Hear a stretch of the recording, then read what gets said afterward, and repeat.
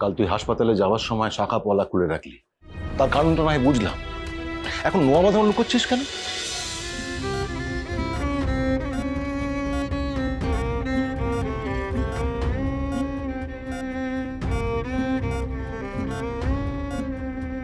মা, তুমি সারাদিন কিছু খাওনি, বাড়ি যাও, গিয়ে বিশ্রাম নাও।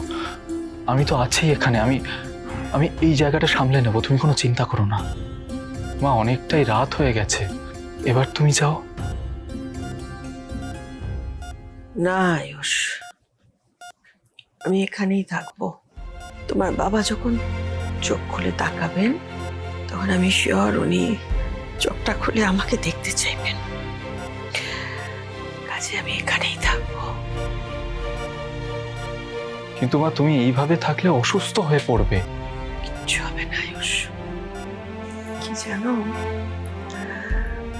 ভালোবাসা মানুষকে সব রকম পরিস্থিতিতে, সব রকম বিপদে লড়াই করতে শেখায়। জানো আয়ুষ, আমার নিজেকে খুব অপরাধী মনে হচ্ছে। অপরাধী? কেন মা? আমরা এতগুলো বছর একসঙ্গে থাকলাম, এক ছাদের নিচে থাকলাম, অথচ তোমার বাবার মনে কি চলছে, কিসের এত কষ্ট লোকটার বুঝতে পারলাম না আমি।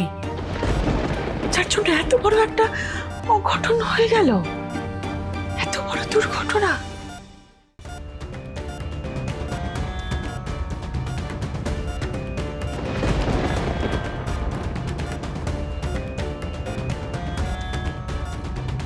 এই ব্যাপারে আমিই দায়ী, আর কেউ না। মা, বাবার যেটা হয়েছে সেখানে তোমার কোনো দোষ নেই, তুমি শুধু শুধু নিজেকে দোষ দিও না। হ্যাঁ, তবে ডাক্তারবাবু এটা বলেছেন জানো, যে বাবার এরকম শরীরের অবস্থা কোনো একটা আকস্মিক ঘটনার কারণে হয়েছে।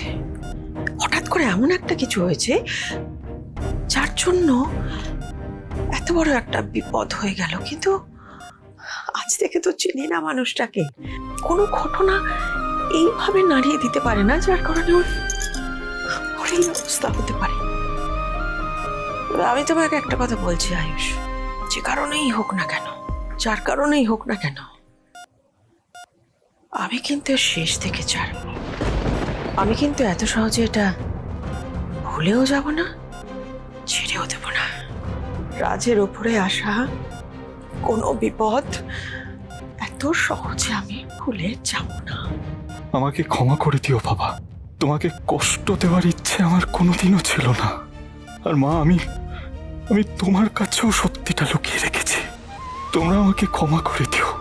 আমি জানি না সত্যিটা জানার পর আমাদের মধ্যে কতটা দূরত্ব হবে, আমি সত্যি জানি না, কিন্তু নিজেদের সন্তান হিসেবে আমাকে ক্ষমা করে দিও।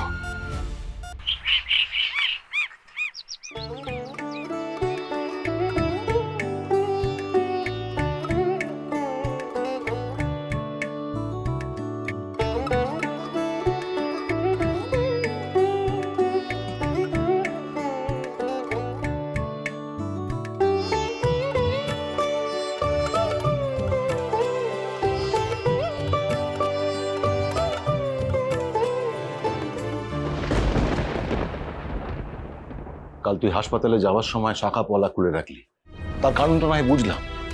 এখন নোয়া বাঁধা লুকোচ্ছিস কেন? কুসুম, ওটা তো সধবার চিহ্ন। আগে তুই লুকোতিস ঠিক আছে, এখন তো লুকোবার দরকার নেই। তাহলে মানে আমি কুসুম, এটা তোর জীবনের সব থেকে দামি অলংকার, তোর পরিচয়, তোর গর্ব। এটাকে লুকিয়ে রাখার কি আছে? আসলে বাবা, এতদিন লুকিয়ে রেখেছি তো, তাই হয়তো অভ্যাস হয়ে গেছে। চা খাবে? আমি তোমার জন্য চা বানিয়ে আছি। কুসুম, চা পরে হবে, আগে কথার উত্তর দে। কি হলো, চুপ কেন? উত্তর দে।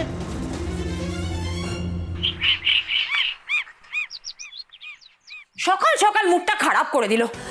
আমার সকালবেলা চায় এত চিনি কে দিয়েছে? হ্যাঁ, আশ্চর্য। তোমরা জানো না আমি চিনি খাই না, কোনোদিনও চিনি খাই না, চিনি খাওয়া বারণ, আমি ডায়েটিং করি। সবটা ওই কুসুমের কাণ্ড, আমি বুঝতে পেরেছি। ইচ্ছে করে করেছে, আজকে আসুক, ওকে মজা দেখাবো। দীপালি, কুসুম কোথায়? কি হলো, চুপ করে আছো কেন? কি জিজ্ঞেস করছি তোমাকে? এই দেখো মুখে খুলু পেটে দাঁড়িয়ে আছে, কি হয়েছে নাকি? কুসুম কোথায়? কুসুম এখনো আসেনি। আসেনি মানে? কেন আসেনি? নাকে তেল দিয়ে বেলা অবধি ঘুমোচ্ছে তাই না? যাও এক্ষুনি গিয়ে ওকে ডেকে নিয়ে এসো, যাও। ছোট ম্যাডাম, আমি এখন কি করে যাব? রান্নাঘরে এত কাজ পড়ে আছে। কুসুম চলে আসবে। ফোন করো, ফোন করে ডাকো এক্ষুনি, বলো এক্ষুনি আসতে, কোনো বাহানা শুনতে চাই না। করো ফোনটা।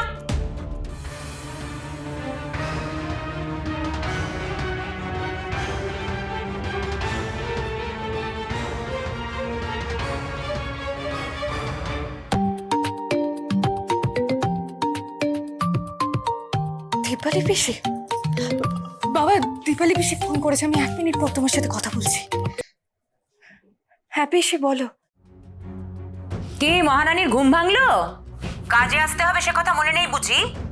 দিদি বাড়িতে নেই আর তুমি নিজে নিজে ঠিক করে নিয়েছো না তুমি কখন কাজে আসবে? কি ভেবেছোটা কি তুমি? হ্যাঁ, আশ্চর্য। আচ্ছা একটা কথা বলো, দিদি যখন বাড়িতে থাকে তখন তো দেবীমা দেবীমা করে সারাক্ষণ দিদির আশেপাশে ঘোরো। আজকে দিদি বাড়িতে নেই, আমি তো আছি, তোমার এত বড় সাহস তুমি আমাকে অবহেলা করো? ছোট ম্যাডাম এত চেঁচাচ্ছেন কেন জানি না, কিন্তু কি বলতে উনি আবার কি বলে বসবেন আর বাবা শুনে ফেললে বিপদ হয়ে যাবে। শোনো কুসুম, একটা কথা বলছি, তুমি কাজের লোক কাজের লোকের মতো থাকো, মালকিন হওয়ার চেষ্টা করো না। না না না, আমি আসছি, এক্ষুনি আসছি। বাবা বলছিলাম যে আমাকে না ওই বাড়িতে যেতে হবে। হ্যাঁ আমি আসছি। কেন জানি না মনে হলো ছোট ম্যাডাম আবার কুসুমকে কাজের মেয়ে বলে ডাকলো। আরে মেয়েটা তো তাড়াহুড়োয় একটুও সিঁদুর পড়লো না।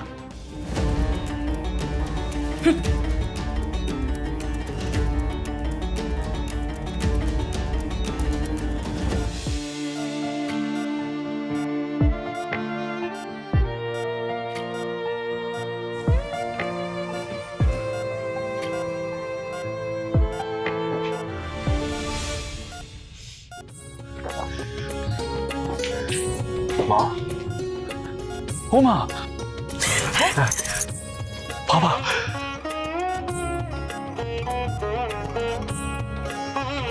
রাজ, রাজ, রাজ তুমি ঠিক আছো? রাজ ঠিক আছো তো? শরীরটা এখন ঠিক লাগছে তো?